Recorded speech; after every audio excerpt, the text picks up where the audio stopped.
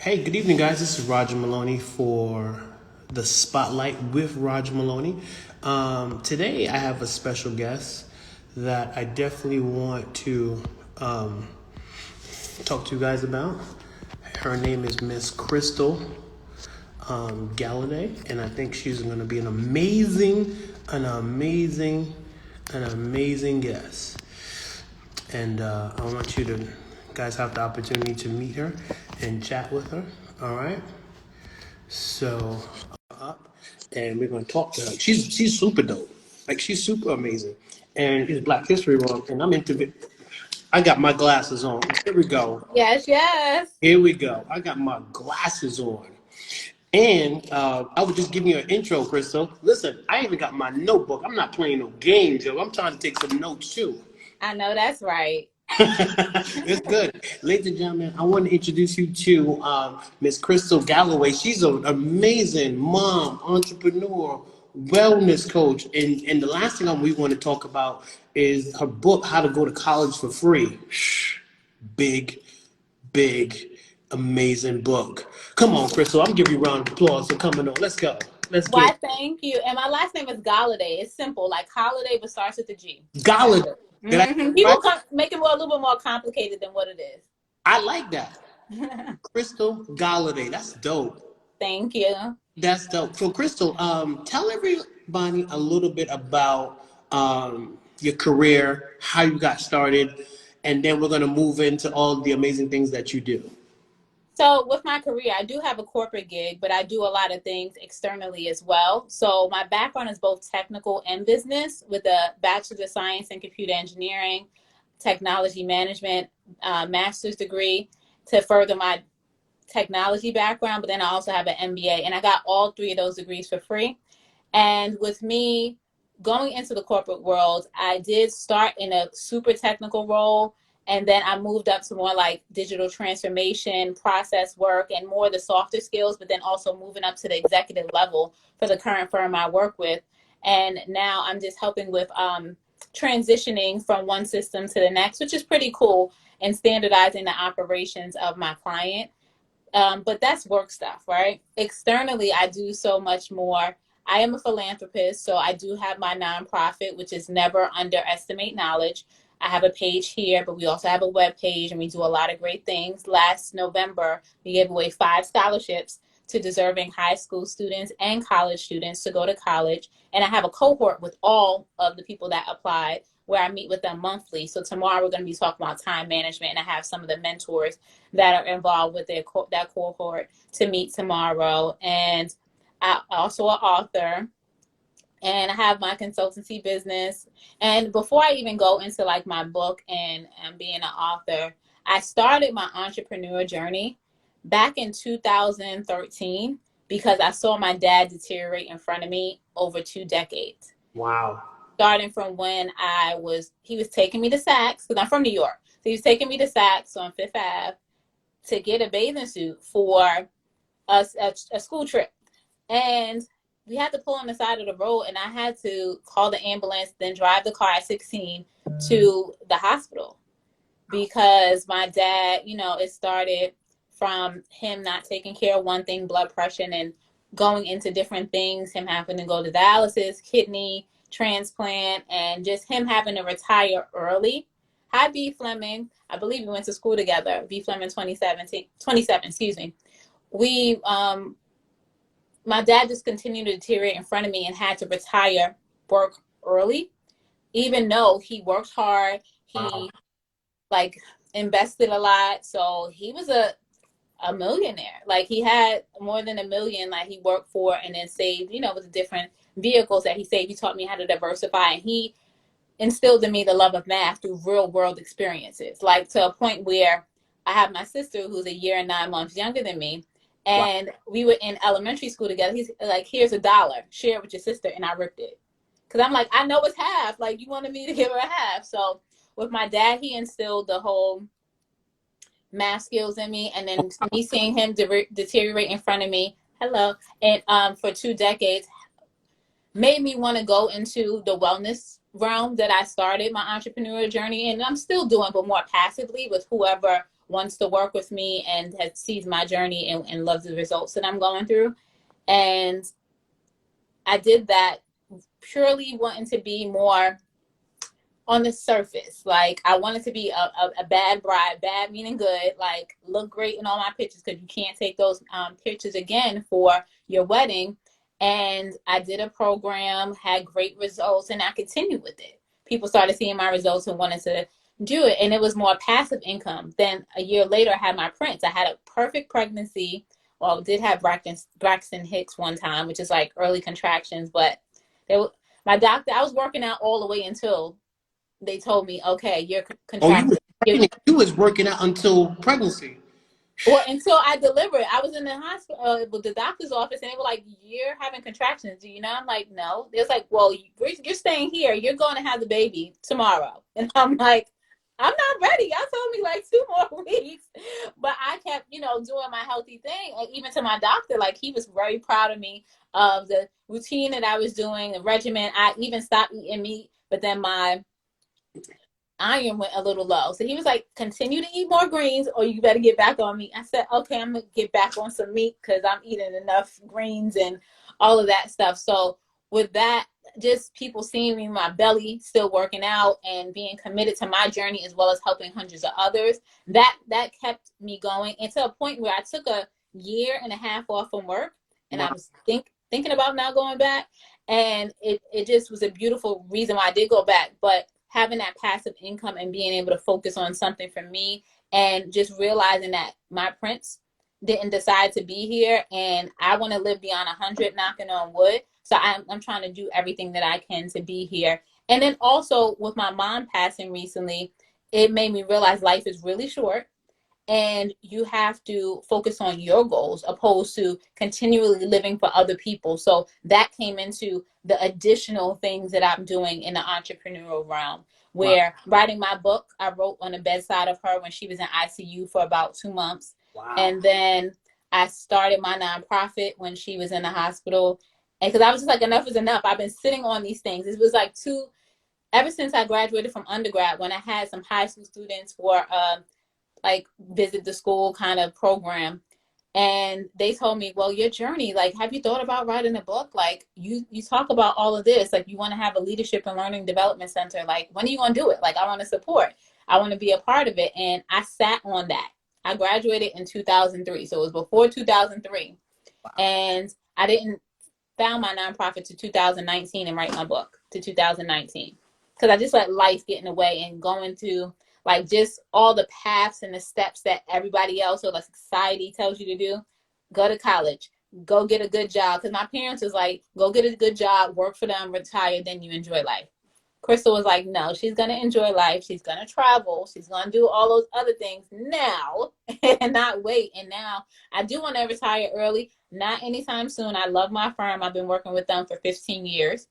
And have the flexibility to do my stuff too outside of work hours, of course. Right. And I make it happen. And I'm really serving my clients that I have externally to a point where when my clients and their family were like just so appreciative of everything I was doing in session 1 that I had with them. But I know you want to like progress into that, so I'm not going to go too far into my consultancy services now. So I'll let you go. No. You said something key. You said that you didn't sit on your ideas. A lot of people help people that are like they're sitting on ideas and talk about how to get them from sitting on them to actually moving on them. So slight correction, I did sit on my ideas. I sat on my ideas for 16 years. Why? And yeah. Why did you sit 16 years? I'm just curious because people are going through the same thing. Because I sat on my ideas because I was going through the motions. Like, okay, work, I have this. Let me focus on this. Oh, I'm in different organizations, have leadership positions, and just going with what every other goal that other people had for me. And plus still climbing the corporate ladder because, of course, like I wanted to be up on top, Right. And I was in the room, started in a male-dominated field at the one of in a lot of categories at the boardroom table. And I just knew I wanted to make a difference and also lift up, like bring other people up as I climb the ladder, which I'm very adamant about.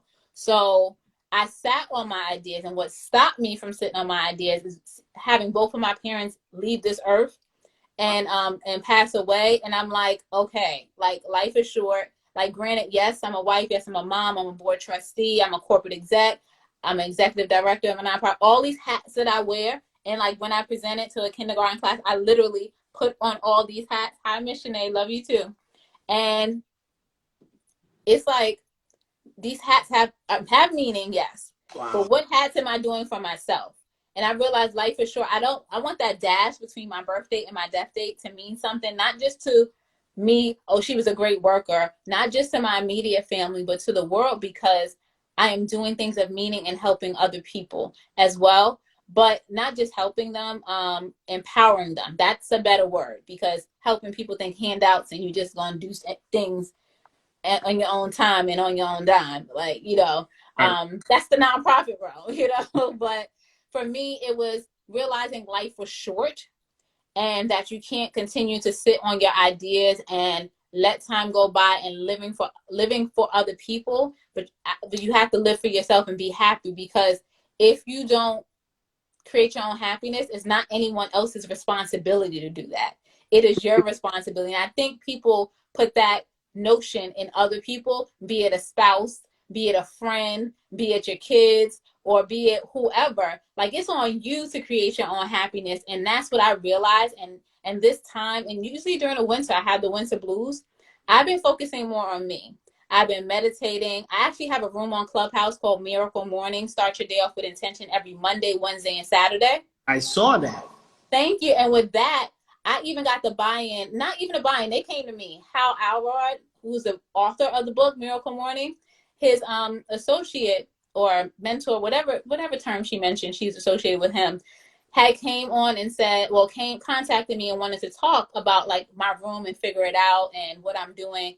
Because they wanted to see, basically, am I using the name wrong? Because, there's trademarking and all that stuff. Right, but then also want to make sure I'm using it for good and not trying to like compensate off of it. And I told her my concept, where my room is for productivity.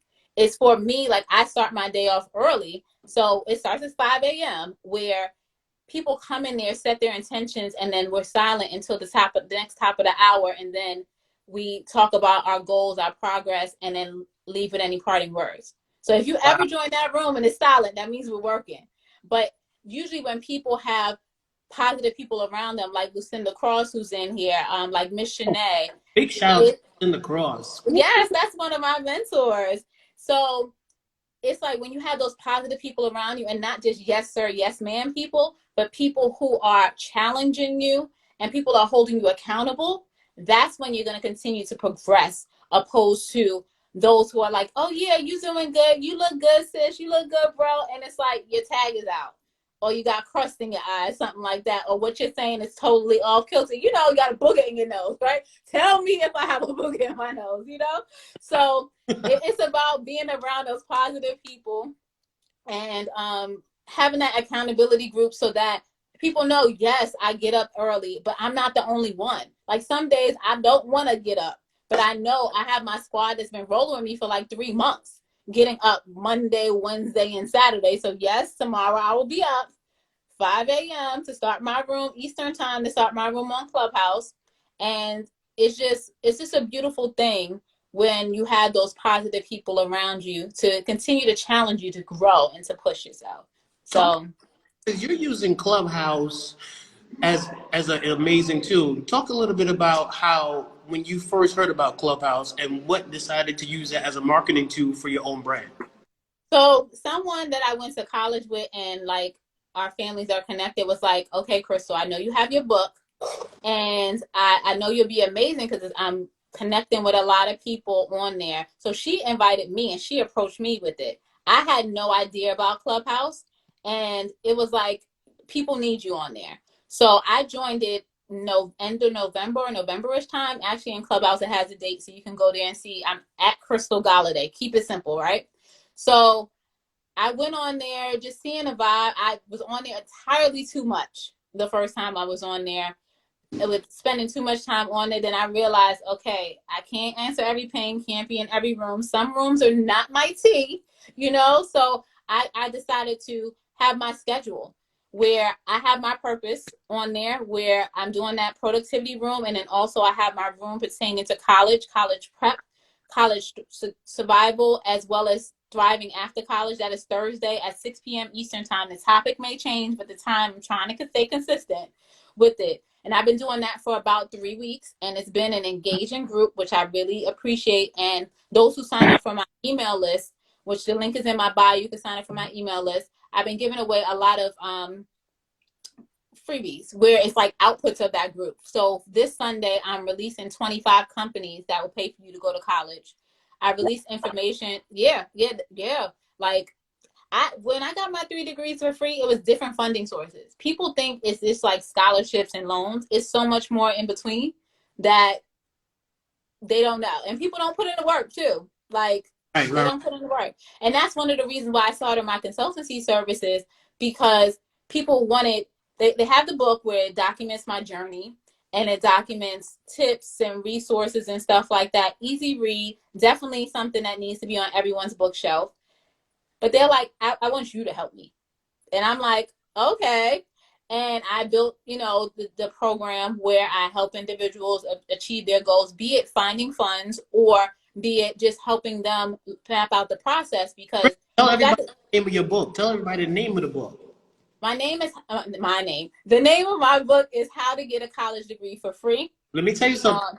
Crystal, let me tell you something. I said, when I saw the name of your book, because of it's a couple of people that are they're working, and they have couples, their parents, single moms or whatever, and they notice that little Diana is starting to grow, and then little Tommy, he's starting to grow, and then by the time what happens is that we're so busy doing the day to day. Sometimes some people forget to save for college. So by the time the kid, your son or daughter wants to go to college, you go, oh snap, we don't have the funds to fund it. Even those Tommy and Diana are super smart in their class, they end up just applying to like either the wrong with CUNY and SUNY, but they don't go for they don't really try hard because they're worried about their parents not having enough money to afford it. So talk to those people and give them some advice on how to help them in that area, because that's a big area, and your book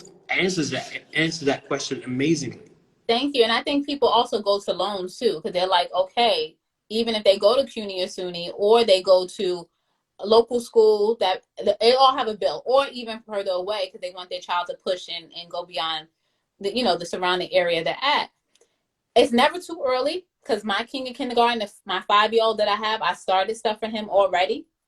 So he's going to be straight from all aspects. It's never too late, where even if you're in school, like to get to the next semester, you can still find money out there because there's always funds throughout the whole year.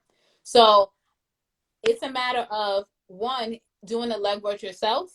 And that is looking at various resources, applying, following up, and not just going and thinking because you have the grades or you meet all the criteria, you're going to get it. You have to apply far and wide, because especially when you go for these big funding sources, you got to think these big funding sources are going to have a big list of people to work with. So also think from a local standpoint too, and have things more targeted. And that's some of the things that I'm working with some of my clients. I have a whole questionnaire. We go through a discovery call because we want to see if we could work together first before you do that payment for my services. Because with my services, it is for my intellectual property. It is for my time, because I do have a family. I do have a life. You see, I run my nonprofit, as well. And I'm also a board trustee for a school here in DC. So I do a lot. And that's not even all of it, where before you even do that investment, we're going to get to the chance to know each other. And then I'll have you do a further questionnaire to talk about your goals. And then we're working towards your goals. Be it, yes, finding funds for school, or be it something else. Because my network is powerful. If I don't have the answer, I know somebody who knows somebody who has the answer. And I'm not afraid to share my network, because I want us all to win. I feel like there's usually a crabs in a barrel mentality where it's like, nah, B, I need to get to the top first, and then I'm going to see if I'm going to send down for you. I'm going to call for you. Not with me. It's like, I want us all to be able to grow together, because my tribe is my tribe. Your tribe is your tribe. Your path is your path, Roger. Like, so regardless if we even in the same field, it's like, all right, let's do this together. Right. And, right. and the people that attract to us and the opportunities that are ours already has our name on it. Right. So you talked about some key points. You talked about parents helping their students get ready, kids get ready, looking for college. But what I'm noticing is, what advice do you give the students themselves, even though the parents are planning, like for kids themselves? Do you work with the kids directly? Do you work with high school students directly? What's the conversation that you have with them? So I want to let them know, and when I do speak to kids, like I shouldn't call them kids because right. I just don't like that, use that term. Scholars, I talked to like 400 high school seniors for a school recently, and I told them, where you start doesn't have to be where you finish. For me, I had a speech impediment. I had a low literacy score when it came to reading and math. Wow. Had to go to speech therapy. I had to go tutoring on a Saturday. And I make my prince do it too. But he's far more advanced. He speaks French. He speaks English, Spanish. 5 years old, I'm telling you. So with me, it's about if you want to get to somewhere, you have to research the path, of course. See who's been there. See what their pitfalls have been so that you can learn from it. But also work towards where you want to go to. Because for me, I had to learn the success skills that work for me. Come to the point where I graduated high school, I was not the valedictorian. I was not the salutatorian, but I got most of the awards. I had more money for funds to go to all the schools I got accepted to than those people. And I got a chance to speak at graduation too. How about that? So it's like, because I put in that hard work, and I realized in high school, there was an unequal disbursement of information towards different communities. So the Black and brown communities did not get as much information as the other communities. And right. I realized that, one, when I was preparing for the standardized test, when I had somebody a little bit taller than my prince, mind you, he's 5, preparing for the SAT, because you can take it multiple times. You can prepare for it early and then match your highest verbal and math score. I didn't know that. So I'm with junior, senior year trying to take it, and I rushed to take it 3 times. Imagine if I had time to do that, you know? And then I realized when I decided to go to a private school, because when it was getting a little rough when it was time for me to transition from public school to high school. And I'm like, I don't want to worry about what I have to wear. I don't want to worry about people hating on me, because I do have all the color 5411s. Those are the Reebok classes in every color, Air Max, all of that. I didn't want to have to deal with that extra stuff. I wanted to focus on being a student because I'm a cool nerd. I was on the STEP team. I was on the Brainiac clubs too. National Honor Society, who's who of American high school students wanted to recruit me and have them in their book, all of that. But I was in the in crowd too. So for me, I let our youth know anything is possible. You have to do the work. Don't expect anything to be handed to you. Earn it.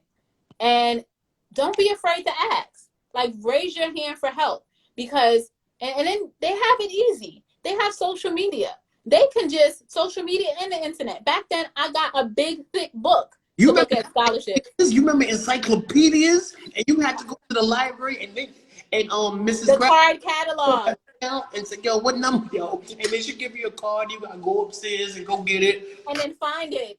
Gotta find it. Right. So they have it easier now, where I'm like, use your social media. Like, you want to go to a college, find their page, find their alumni page, find their groups that they're on. Oh, you want to know about this major? Find somebody who's in the major. Find out about the courses. Find out about the professors. Do all of this before you get there, so that you straight when you get there and you have a community already. And I stress that, like, Crystal, even one of my go ahead. I want to ask you a question. How do you deal with the people that the scholars or the student body that says, maybe college is not for me? I'm leaning more towards the entrepreneurship route, because we got Lucinda Cross in here. You got my friend Harlem here. Yes. She's an excellent author, and she created her own publishing company. What do you tell scholars that say, I'm serious about this entrepreneurship route?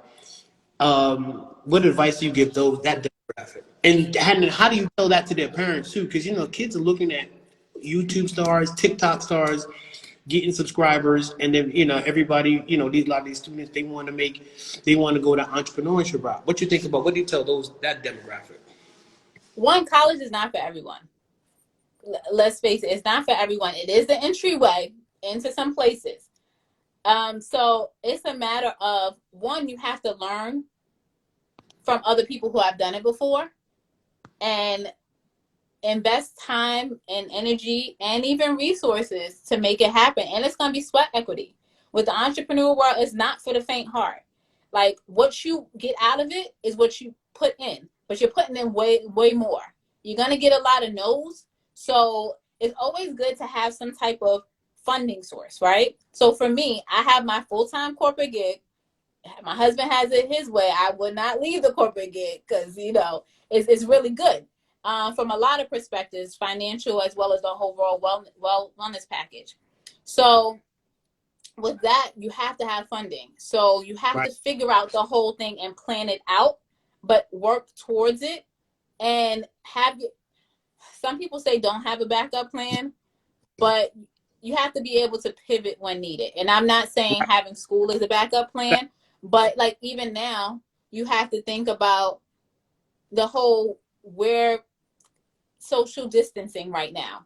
Everybody's not quarantining, but we're social distancing right now.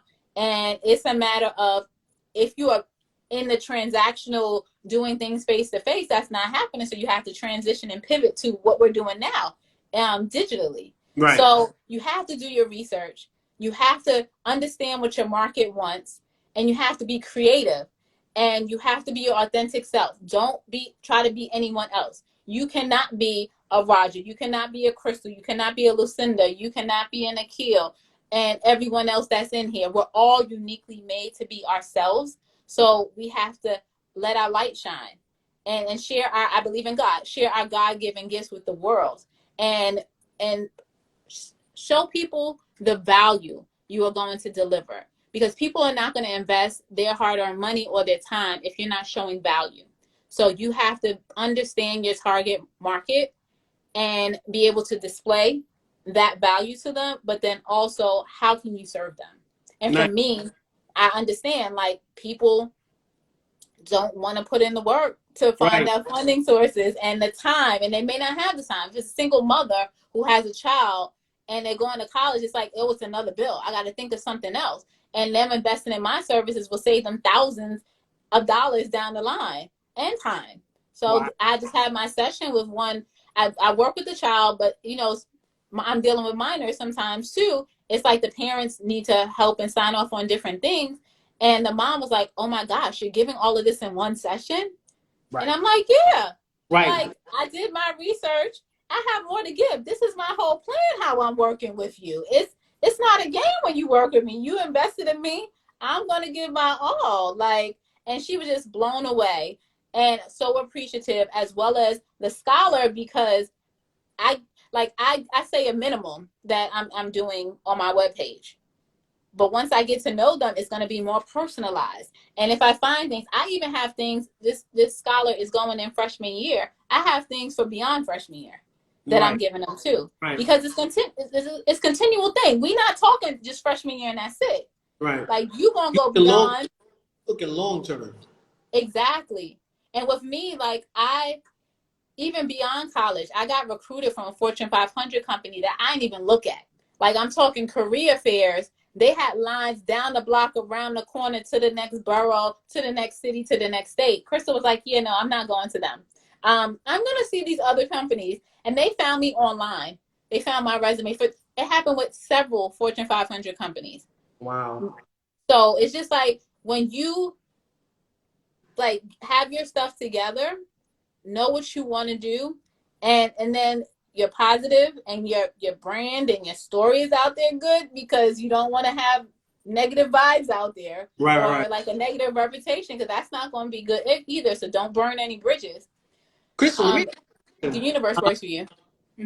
When you saw the college scandal that went down with Aunt Becky and all thing that happened, we have wealthy kids, and I think Aunt Becky's daughter, when she was asked about it, she said, well, they had certain parents like Photoshop their kids in a rowing team and stuff like that. What was your feelings about that? And how do you explain that to kids that are trying to do the right thing? Because they look at this and they say, wow, they got money. Their parents had money to like jump them ahead of the curve. How do you convince parents or scholars not to do that for themselves? So, so for me, I kind of just shook my head because I'm like, they had the money to do it, right? So they were taking away from money from other people or opportunities or a seat, right? If someone is like, well, this person did this, why shouldn't I do that? It's because that's not the right thing to do. Like, you have to have a moral compass. You have to think of the golden rule. You want to treat others how you want to be treated, and you don't want to have that negative energy out there because they got caught. You know, if they didn't get caught now, they would get caught later. Yeah, jail time and all that. So it's a matter of doing the right thing, and opportunities are going to come to you when they're for you. You know, you have to put it out there what you want. You have to do the work. You have to network. Like, there's different pages on here. There's different people that you can connect with, slide into their DMs, see what they're doing, see how they can empower you, and see what the investment is in order for them to help you. Because there's the right way to do things. And and my whole thing is, if you do have the money, why pay for it? But not in the sense of doing the wrong thing, Right, as right. a sense of there's funding out there for everyone to get some of it. And you have to find it, and it has to find you. And for me, my big thing where I had my full tuition, my housing paid for, that came from someone in my network telling me about it. Oh wow. Opportunity. But I had to go through an interview process, a mathematical assessment. I had to go through a couple of things, a summer immersion program, in order to get that, because I was in a 5-year program. I went to a private school. I went to Drexel, and the housing was on campus or off campus. So, Nice. and I had more money because I was in another program, and for the seniors, they allowed them to sign up for a scholarship, and that was every year. And to a point where they approached me, was like, do you need more money? Because other people are not coming back. And that's another thing. Follow up with these places if you have money, even if it says 1 year. Ask them, you know, do you have a continual program? If not, can I apply again? And different things of that nature. Like, don't just assume the answer is no, or assume the ticket price is the ticket price. People were going to my private school for $50 a month. My mom's paying a couple of $100. I had to Wow. find out and inquire and say, oh, excuse me, why is this happening? And what is the criteria? Now, my mama made too much money.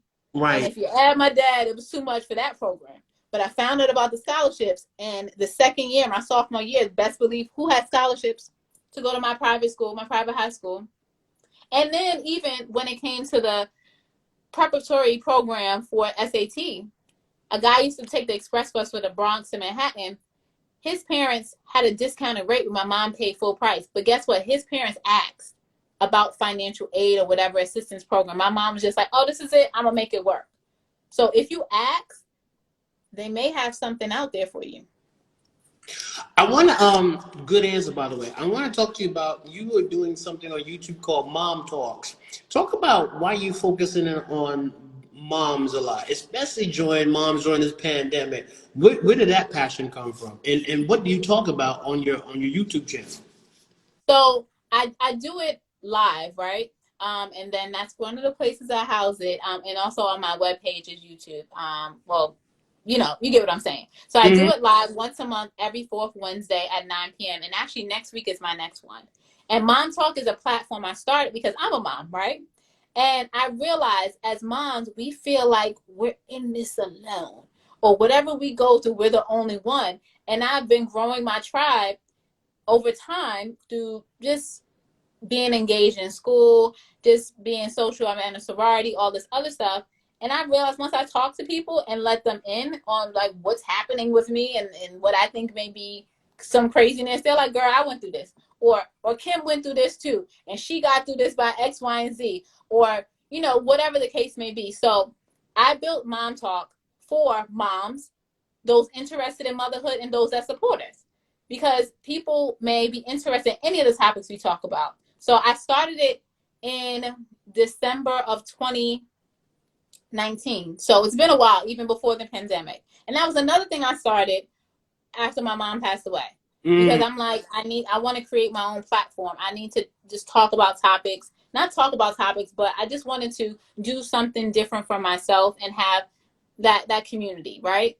So we talked about from planning, we talked about from branding, we're talking about racism and talking to our youth. We're talking about single parenthood. We're talking about health and wellness. We're talking about wearing many hats. I had an entrepreneur on who, works in the has a job, is an executive for a luxury clothing line, but then also has her own line, with skincare products, which is Goddess Skincare. I just have so many different. We talked about real estate. We talked about a lot of different things. You can subscribe to my YouTube page, it's Crystal Galioday, and go to the Mom Talk playlist and see it there. And if you want to join live, every person that presents, they provide a free gift to one lucky participant. Oh, wow. So yeah, so it has been I think I gave away 3 tickets to Lucinda Cross's Big Acts when she talks. Because she talks last year, February. It could be somebody's book. Could be consulting services. Like I had the #1 realtor in Philadelphia. Philly was my former home. I went to undergrad, Drexel University there. Had the #1 realtor in Philly come and speak and be the guest expert. And she gave away a consulting service. Wow. For a lucky attendee. I do it totally honest, pull a name out of the hat. Whoever it is, that's who gets it. But you have to be live to attend. So, and it's a safe zone. I do have an opportunity for questions and answers. And then if it's time, because I try to keep it to an hour, if there's time, then we can go round robin of what's going on with each of us and, promote our stuff, because we're a community and somebody has a service that other people can use. Right. And one other thing, I think there was like a service where moms can go to. It's like a concierge service where you can have a monthly membership. That's Moms SQ or something like that. So go on my YouTube. You'll see all the people. And then on my webpage, crystalgalioday.com, you'll see an actual Mom Talk page, and you'll see some of the things featured there. But that's one of the things I do, because I just know there's a lot we can share. And my network is powerful. So I've been going just in my network of people. Imagine when I start reaching out to other people. And I've had some great people for the past year and 3 months. So I took off November, because November I had my big scholarship fundraiser for my nonprofit. Oh, nice. So it was just too much for me to try to do my talk show and that. It was like a week apart. Yeah. So talk about health, because we went through entrepreneurship, we went through applying for college, and also a lot of people, because we've been in our homes for a long period of time. We snacking, we eating. Sometimes we get to the gym. You know what I'm saying? So talk about health and why that played an important role for you. So health is wealth. I know you probably heard that, but it's definitely the case, because if you're not good internally and physically, then you're not going to be good for anyone else. Now, with health is more important even now than ever, because you want to be able to fight whatever comes your way, be it the cold, be it the flu, be it coronavirus. So you have to be proactive in taking care of yourself and not reactive and trying to fight off something with a whole bunch of pills. So I'd rather drink a green juice that may not taste as good with things in there that are healthy, that I know because I put in there, opposed to having to take pills. I had seen my dad have a pill case and have to sort through all the pills, and I had to take this time and that time. I don't want to do that. I try to stay away from medicine as much as possible. I did get the vaccine because I do want to get outside at some point and get around people. And the opportunity presented itself for me to get it. So I'm fully vaccinated. But unnecessary things, like even if I have a migraine, I'm going to sleep it off. And I really, and the migraine, let me tell you, I even went to a neurologist,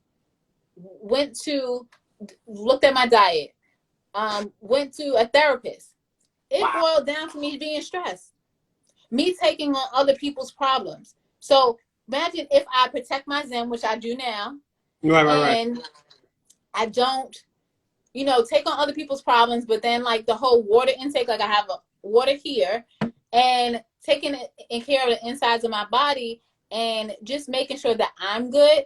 I'm Mm-hmm. able to do so much more when I take care of myself, for myself as well as others, and just know. And I'm doing actually a cleanse now with All Good Holistics, and because I realized you cannot work a bad diet. You can there was a meme before with Ronald McDonald eating the fries and stuff, but on the treadmill and big, because it's kind of like you can't keep eating McDonald's every day. Like, granted, I do get some fries, and I do get some stuff. And when they had the McRib, I may get that, but not right now within these 21 days. And All Good Holistic just checked in. I'm not eating any meat or chicken, but a McRib reminds me of home, or even the nuggets or something. So not home, but like back in the day, my mom used to get that, or pizza, or Dunkin' Donuts for me once a week. So you can't have that consistently. You have to take care of yourself. Your body is not going to function properly or for longevity. So for me, I'd rather some of this healthy stuff, some of it, you can make it taste good. And some of it doesn't taste good. But I'm thinking longer term and eating to survive, not eating to I just want to feel good right now. And then I'm like feeling like gluttony and just ugh, after. I don't want to do that. And then plus, I want to be around for my prince. And I want to be around, I told you, beyond 100, and continue to touch lives and continue to serve and continue to empower people through what I'm doing. So I can't do that if I'm bedridden, taking pills, or in the hospital somewhere. I have to take care of myself. So I definitely want people to take care of themselves, get moving. Hey, Coolie Gal, get moving. Yes, it's definitely bigger than us. As I talk about my prince, the king and kindergarten, he comes in. But we have to take care of ourselves, get up and get moving, and that goes back to accountability as well. A couple of us, Coolie Gal and a couple of us, we were in a Fit Mommy Challenge. Wow. And it did focus on us eating. It focused on us working out together and different things of that nature, or on your own schedule.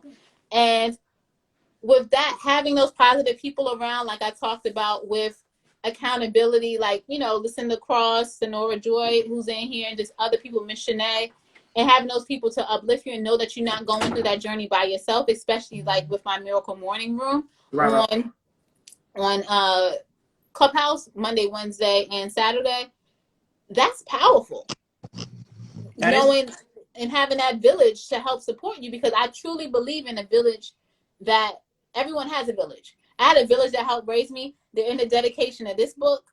I talk about it. Even these people that don't even like and support and pray for me and say my names in rooms, they're part of my village. I appreciate you. Or even if you hate on me, I appreciate you too.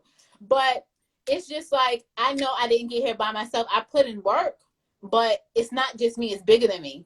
I know God has a plan for me, and I have my team of angels here on earth, and I have my team of angels in heaven that have been rooting for me and have been guiding me and protecting me. Because every situation hasn't been easy. I'm a domestic violence survivor as well, and that's one of the arms of my nonprofit, to provide resources to inner city youth as well as domestic violence survivors. And my nonprofit, Never Underestimate Knowledge. Crystal, give everybody. Crystal, you have a copy of the book. I would love for you to show it. Show me that copy. I do. And so this is a copy of my book. This is what it's all about right there. You see, that's what I'm talking about. That's what it's all about. Crystal, give everybody the name of the book, where they can purchase it, and all your social media platforms so they can get in contact with you. Because what you talked about today was excellent. Thank you. So if you go on my profile, CG on IG, it has a lot of the clickable links, right? But my actual webpage, I keep it simple, is crystalgalioday.com. There is a page there for Mom Talk. There's a wellness page. There's a work with me page for my speaker page, because I do speaking engagements. There is a scholars tab, which has different things for my one-to-one consultancy, as well as getting my book. And just getting to know me some too. There's an about page. You'll see my husband and my prince on my book as well. On my page as well. And for social media, I try to keep it simple. Crystal Galioday on Clubhouse. On Instagram, you can find my business page as well as my personal page on Facebook, Crystal Galioday. You can find me on LinkedIn, Crystal Galioday. And Twitter is @Coach Chris MG, which is my former name here. Actually, on my webpage, all the links are on there except for Clubhouse, because Clubhouse came after I did that part. Right. So yeah, you can go on my website, crystalgalioday.com. That's Galaudet, like holiday with a G, and Crystal spelled the regular way. And Her last name is so dope. I was like, yo, thank you. that's dope. I gotta thank my husband and my in-laws for that, because my maiden name is Irish. So. Last question for you. Talk about the importance of having a husband that supports all the moves that you're doing.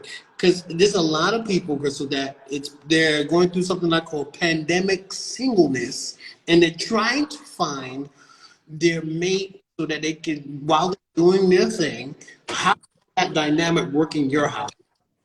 So I'm here to keep it real. My husband really prefers, okay, how to politically put this. He doesn't support everything.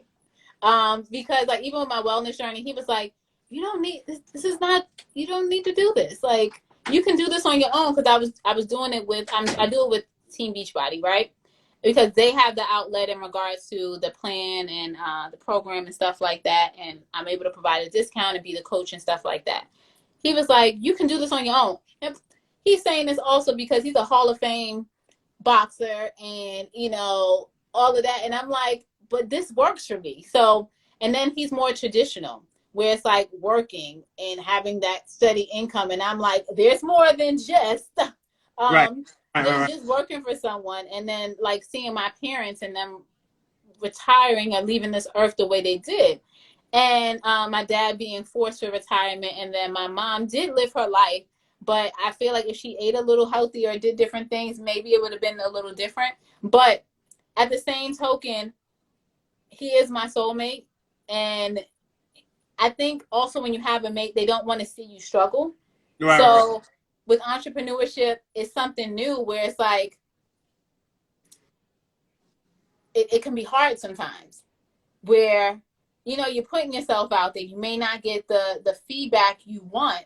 And the cash flow may not come in. It may have dry spells. So that I've learned how to pivot and change for the different offerings that I particularly have, where now I'm doing more virtual speaking engagements. I have my own platform. I have, you know, my book in different languages. I have it in Spanish. French is coming out. Ebook, working on that. And so it's like, having that mate is great to bounce ideas off. And I feel like he's more into what I'm doing now. And he's, you know, I've been bouncing a lot of ideas off with him. So you do want to have a mate that can compliment you and challenge you, because he has challenged me in some areas.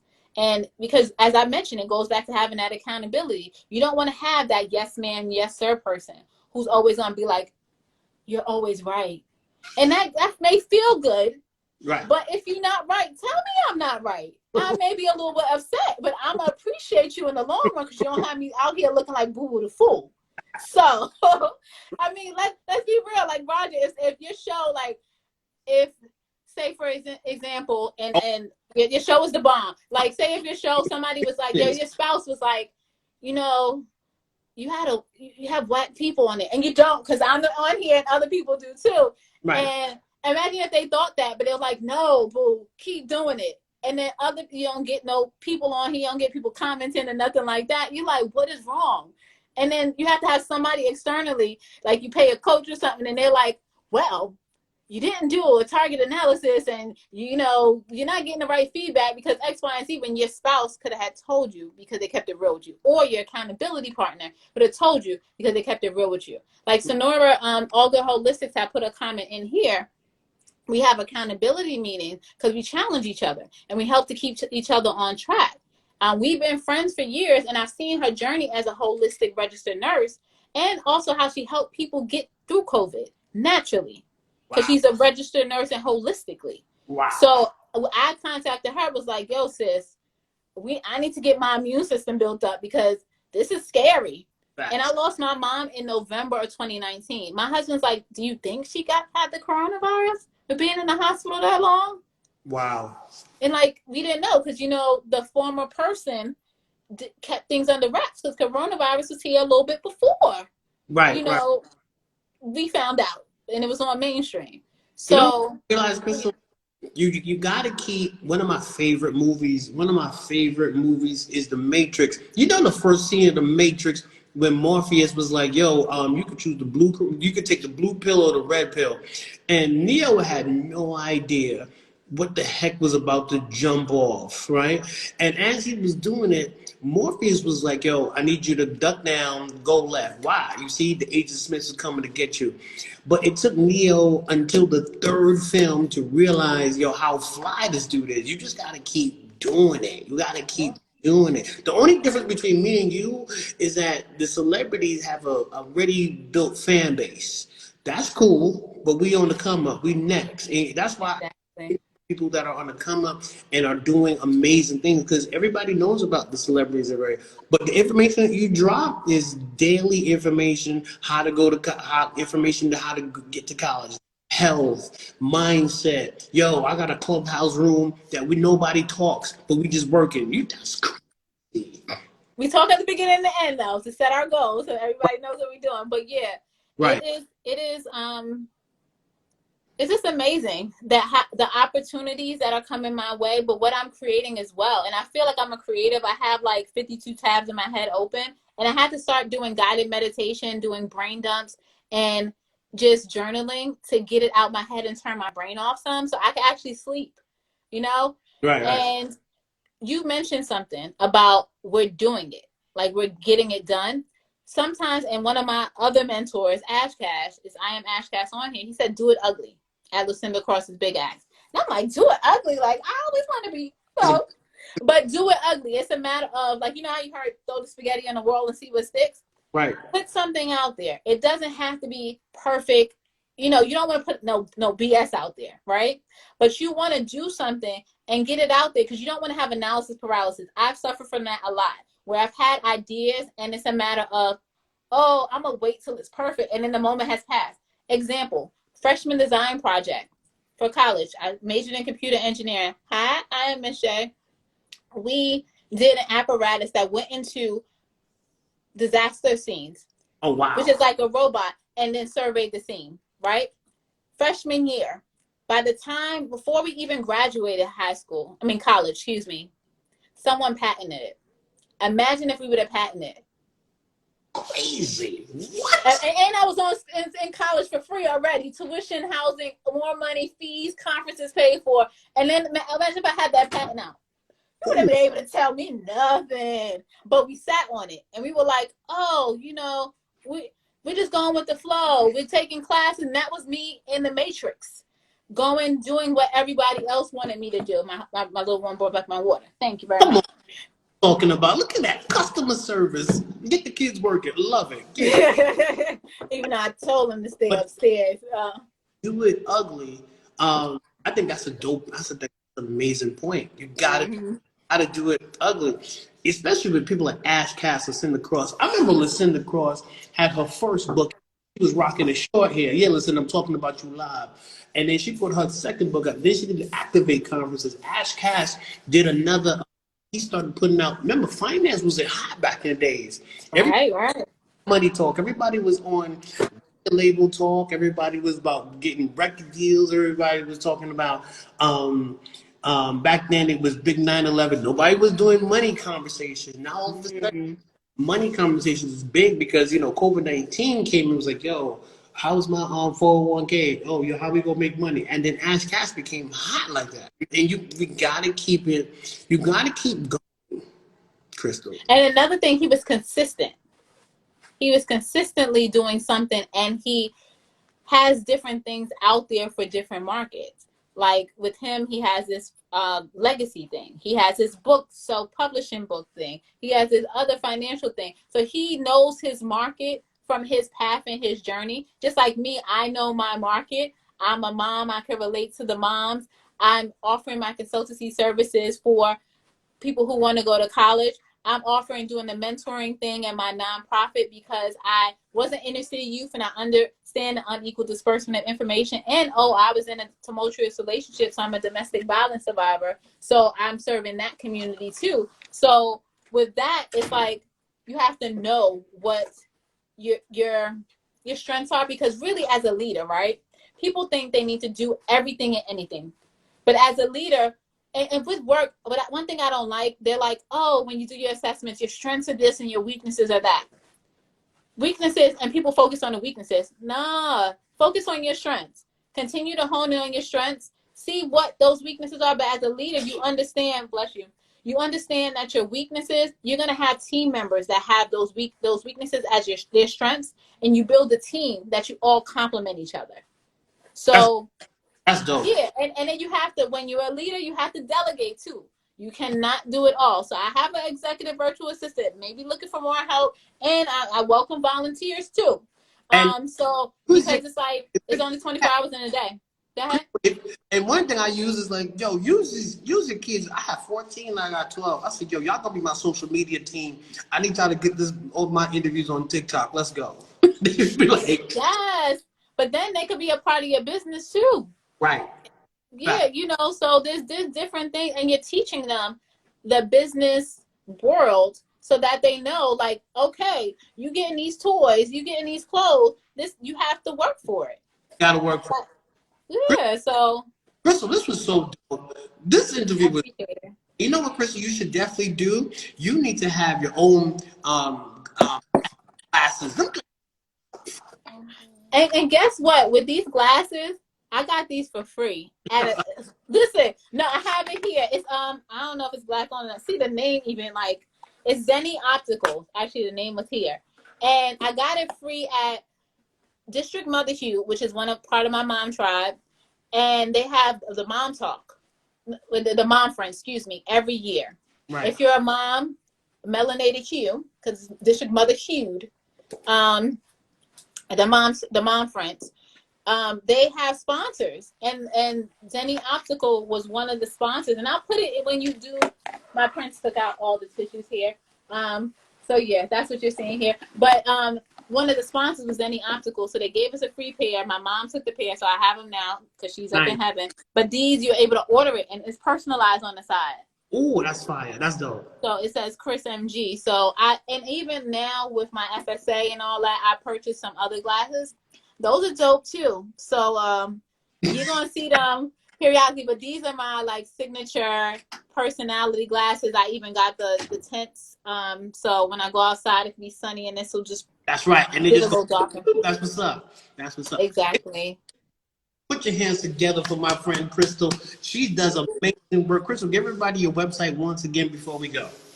My website is my name, www.crystalgalioday.com. Crystal spelled the regular way, Crystal, Galioday like holiday, but with the G, Goliday. All my social media links are on there except for Clubhouse. Clubhouse is my name as you see it here, Crystal Galioday. Let's continue to keep these lines of communication open. I am the fund finder for education. You can Google me. There's 150 something sources out there about me being the fund finder for education. And parents consult with me when they want their child to attend college debt-free or themselves, because I expose them to the strategies that I leverage to get not 1, not 2, but 3 degrees for free. And so that them as a student can focus on being a student and have their education, opposed to worrying about how is it going to get paid for. Because if you think about it, when you have these loans and these debts, it can take you 20 to 50 years to pay for it. Who wants to do that?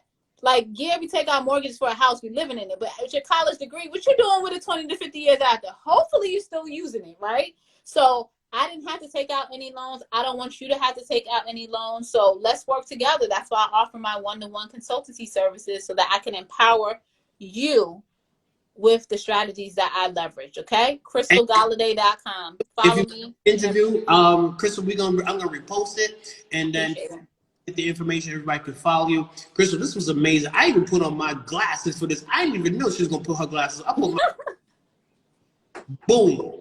I appreciate you and this platform. I love it. Peace and blessings, everyone.